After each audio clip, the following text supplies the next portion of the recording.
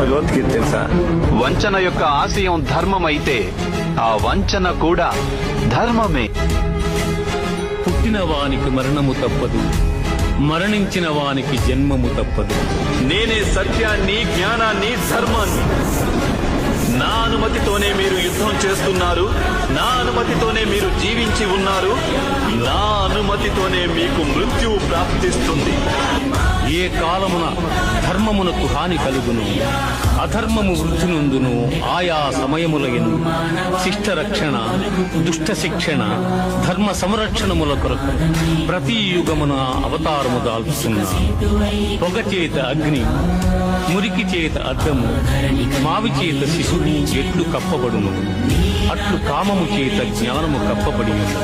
దుఃఖములు కలిగినప్పుడు దిగులు చెందని వాడు, సుఖములు కలిగినప్పుడు స్పృహ లేనివాడు, రాగము, భయము,